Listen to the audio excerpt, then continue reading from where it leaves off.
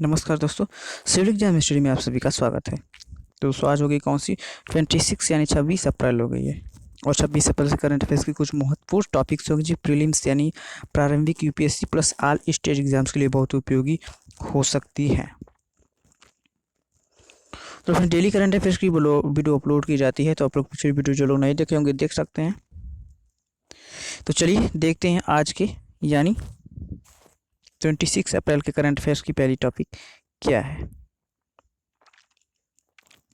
तो पहली टॉपिक दिया है कि देहिंग पटकाई वन्यजीव अभ्यारण्य। क्या है देहिंग पटकाई वन्यजीव अभ्यारण्य? तो जानते हैं इसके बारे में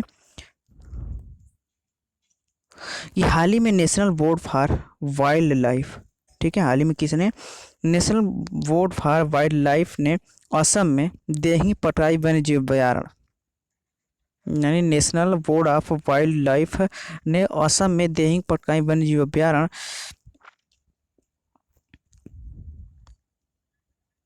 ने जो है एक हिस्से में कोयला खनन की सिफारिश की है। किसमें क्या की है? कोयला खनन की सिफारिश की है। National board of for wild life यानी NBWN ने जुलाई 2019 में खनन क्षेत्र का आकलन करने के लिए एक समिति बनाई थी। क्या की थी? National board for wild life ने 2019 में जुलाई में खनन क्षेत्र का आकलन करने के लिए एक समिति बनाई थी।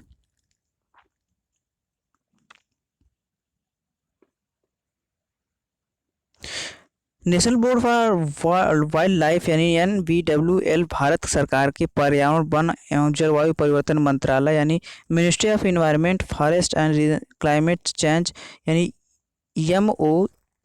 MOEFCC के अंतर्गत कार्य करता है। ठीक है, इसके अंतर्गत कार्य करता है कि इसके भारत सरकार के पर्यावरण एवं वन जलवायु परिवर्तन मंत्रालय के वन एवं पर्यावरण जलवायु परिवर्तन मंत्रालय के अधीन काम करता है कौन? National board for wild life. आगे दिया है कि सालिकी में कोयला खनन कोल इंडिया लिमिटेड की एक इकाई जो है नॉर्थ ईस्टर्न कोल फील्ड के द्वारा क्या किया जाएगा? किसके द्वारा? नॉर्थ ईस्टर्न कोल फील्ड द्वारा किया जाएगा। शाकेली देहिंग पटकाई एलिफेंट रिजर्व, ठीक है, शाकेली देहिंग पटकाई एलिफेंट रिजर्व जो है क्या का एक हिस्सा है। किसका हिस्सा है? शाकेली देहिंग पटकाई एलिफेंट रिजर्व का एक क्या है? हिस्सा है, जिसमें देहिंग पटकाई वन्यजीव अभ्यारण्य के 111 यानी 111.19 वर्ग किमी क्षेत्र में फैले वर्षा वन और शिव सागर, डिब्रूगढ़ एवं तिनसुकिया जिलों में कई आरक्षित वन शामिल हैं। जिसमें क्या है? कई आरक्षित वन जिसमें से शामिल है। देहिंग पटकाई वन्यजीव अभ्यारण्य असम के डिब्रूगढ़ और तिनसुकिया जिले में स्थित है और 111.19 वर्ग किमी यानी 42.93 वर्ग मील वर्षा वन क्षेत्र को कवर करता है। ठीक है, कितने क्षेत्र को कवर करता है? तो करता है 42.93 वर्ग किलोमीटर। यह जो है असम घाटी के उष्णकटिबंधीय आर्द्र सदाबहार वन का एक हिस्सा है और इसमें 3 भाग जयपुर, उत्तरी देहिंग नदी और डिरोक वर्षा वन शामिल हैं।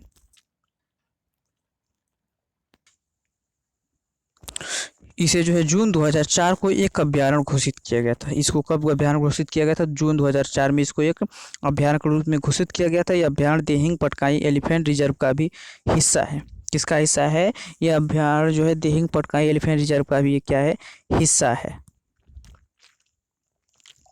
असम में वर्षा वन डिब्रूगढ़, तिनसुकिया और शिवसागर जिले में 575 वर्ग किलोमीटर 222 कितना वर्ग मील से अधिक क्षेत्र में फैले हुए हैं। इस वनों के एक हिस्से को असम सरकार द्वारा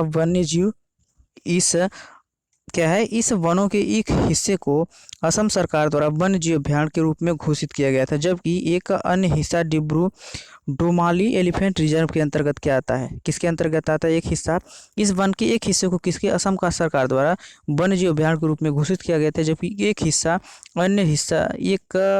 अन्य हिस्सा जो है डिब्रू डोमाली एलिफेंट रिजर्व के अंतर्गत आता है।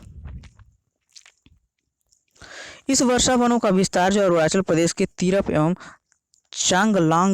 चांगलांग जिले में स्थित है। कहाँ है? अरुणाचल प्रदेश के तिरप एवं चांगलांग जिले में स्थित है। विस्तृत क्षेत्र और घने जंगलों के कारण इन वनों को अक्सर पूर्व का अमेजन कहा जाता है। क्या कहा जाता है इनको? पूर्व का अमेजन कहा जाता है, घने होने के कारण। उल्लेखनीय है कि देहिंग पटकाई भारत में उष्णकटिबंधीय तराई वर्षा वनों का सबसे बड़ा क्षेत्र है। किसका? तराई वर्षा वनों का सबसे बड़ा क्षेत्र है। कौन? देहिंग पटकाई। अगली टॉपिक है कि कृषि कल्याण अभियान। ठीक है, कृषि कल्याण अभियान। तो देखते हैं इसके बारे में कि 23 अप्रैल 2020 को, ठीक है, 23 अप्रैल 2020 को केंद्रीय कृषि एवं किसान कल्याण मंत्री यानी union minister for agriculture and farmers welfare ने बताया कि कृषि कल्याण अभियान यानी कृषि कल्याण अभियान के तीसरे चरण में किसानों की आय दोगुनी करने हेतु विविध कृषि पद्धतियों के लिए लगभग कितने 17 लाख किसानों को प्रशिक्षित करने की योजना बनाई गई है। ठीक है, कितने किसानों को? 17 लाख किसानों को प्रशिक्षित करने की योजना बनाई गई है इसके अंतर्गत। कृषि कल्याण अभियान जो है, कृषि कल्याण अभियान को देशों के, ठीक है, कृषि कल्याण अभियान को देश के 112 आकांक्षी जिलों में लागू किया जा रहा है। कितने? 112 आकांक्षी जिलों में लागू किया जा रहा है। कृषि कल्याण अभियान के अब तक जो है 2 चरण पूरे हो चुके हैं। कितने? इसके 2 चरण पूरे हो चुके हैं, जिसमें से 11.05 यानी 11.05 लाख किसानों को कृषि विज्ञान केंद्र यानी के द्वारा प्रशिक्षित किया गया है। कितने? 11.05 लाख किसानों को प्रशिक्षित किया गया है। केंद्रीय कृषि एवं किसान कल्याण मंत्रालय ने वर्ष 2022 तक किसानों की आय दोगुनी करने तक कृषि की तकनीकों को सुधार करने के लक्ष्य को ध्यान में रखते हुए वर्ष 2018 में कृषि कल्याण अभियान की शुरुआत की थी। 2022 तक जो है किसानों की आय को दोगुनी करने के लिए इस अभियान की शुरुआत, जो कृषि कल्याण अभियान की शुरुआत सरकार ने 2018 में की थी। कृषि कल्याण अभियान आकांक्षी जिलों के 1000 से अधिक आबादी वाले प्रत्येक 25 गाँव में चलाया जा रहा है। जिस गांव की आबादी 1000 से अधिक है आबादी वाले क्या प्रत्येक 25 गाँवों में 25 गाँव में चलाया जा रहा है। इन गाँवों का चयन जो है ग्रामीण विकास मंत्रालय ने नीति आयोग के दिशा निर्देशों के अनुसार किया है। किसके? नीति आयोग के दिशा निर्देशों के अनुसार किया है। जिन जिलों में गाँव की संख्या जो 25 से यानी 25 से कम है, जिस जिले में गांव की संख्या अगर 25 से कम है, वहाँ के सभी गाँवों को 1000 से अधिक आबादी वाले इस योजना के तहत कवर किया जा रहा है। ठीक है, आगे दिया है कि एक जिले के 25 गाँवों में समग्र समन्वय और कार्यान्वयन उस जिले के कृषि विज्ञान केंद्र द्वारा किया जा रहा है।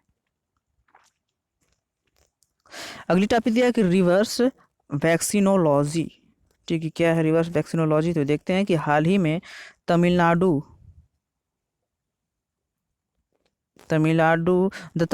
डॉक्टर MGR मेडिकल यूनिवर्सिटी यानी the Tamil Nadu doctor MGR medical university Chennai ने रिवर्स वैक्सीनोलॉजी के माध्यम से SARS-CoV-2 यानी कोविड-19 से निपटने के लिए एक संभावित वैक्सीन को विकसित करने का प्रयास किया है।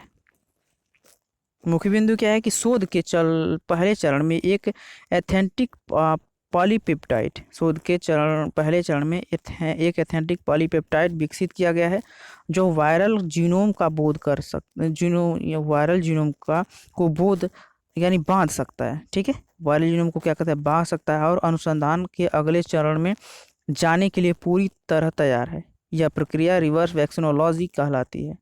क्या है यह प्रक्रिया? रिवर्स वैक्सीनोलॉजी कहलाती है। इसमें जैव सूचना विज्ञान का उपयोग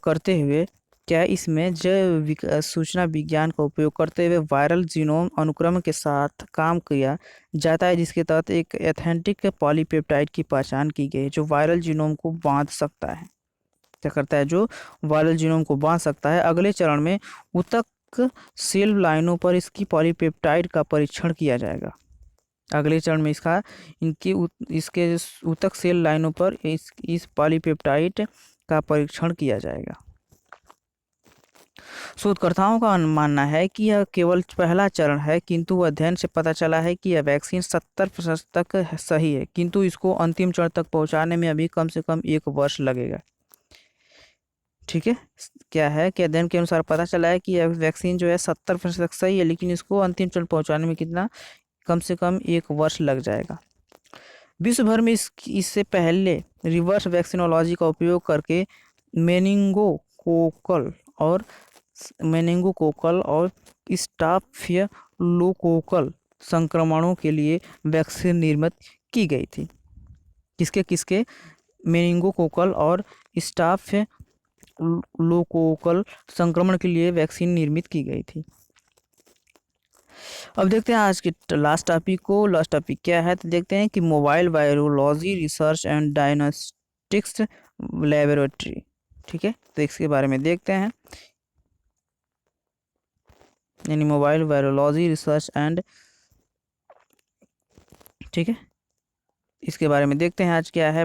इस वीडियो का लास्ट टॉपिक है, ठीक है, क्या है देख ही रहे होंगे। ठीक है, तो देखते हैं भारत के रक्षा मंत्री, ठीक है, भारत के रक्षा मंत्री यानी डिफेंस मिनिस्टर ने 21 अप्रैल 2020 को एक mobile virology research and diagnostics laboratory का वीडियो कॉन्फ्रेंस के जरिए उद्घाटन किया। क्या किया? इसका वीडियो कॉन्फ्रेंस के जरिए इसका उद्घाटन किया कि इसके रक्षा मंत्री, और कौन है हमारा रक्षा मंत्री? राजनाथ सिंह है।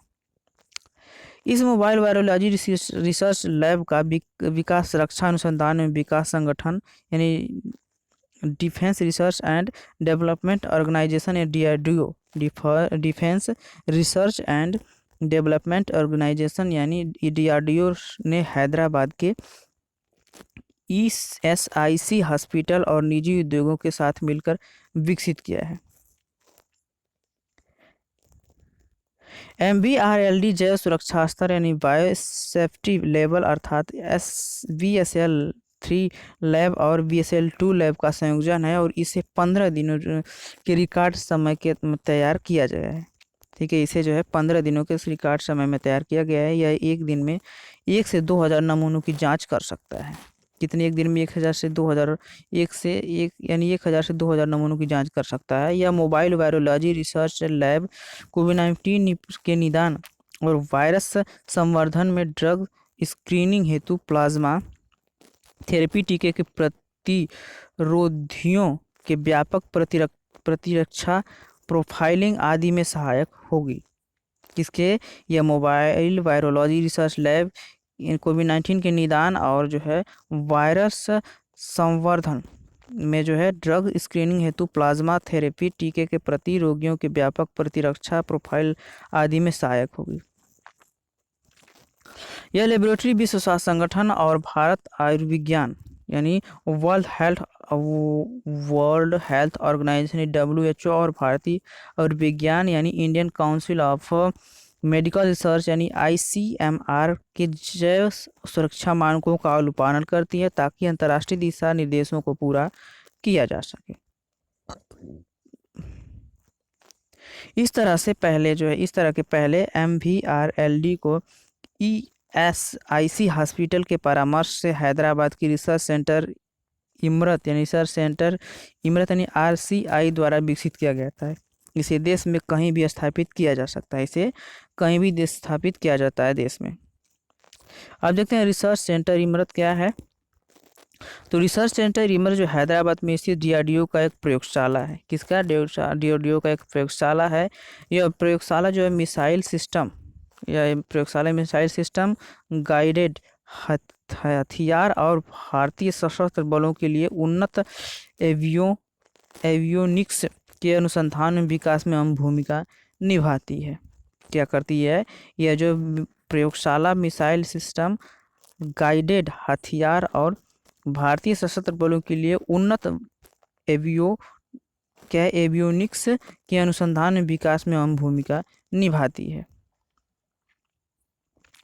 इसकी स्थापना जो है कब की गई थी इसके द्वारा? तो डॉक्टर APJ अब्दुल कलाम द्वारा इसकी स्थापना 1988 में की गई थी। ठीक है, इसकी स्थापना 1988 में की गई थी। तो फ्रेंड्स, हम लोग देख रहे थे करंट अफेयर्स की महत्वपूर्ण टॉपिक जो कि प्रीलिम्स या UPSC plus all state exams के लिए बहुत ही उपयोगी हो सकती हैं। तो डेली करंट अफेयर्स की वीडियो अपलोड की जाती है। तो सिविल एग्जाम स्टडी के साथ बने रहने के लिए चैनल को जरूर सब्सक्राइब करें, और वीडियो अच्छी लगी तो लाइक जरूर करें, दोस्तों में शेयर करें।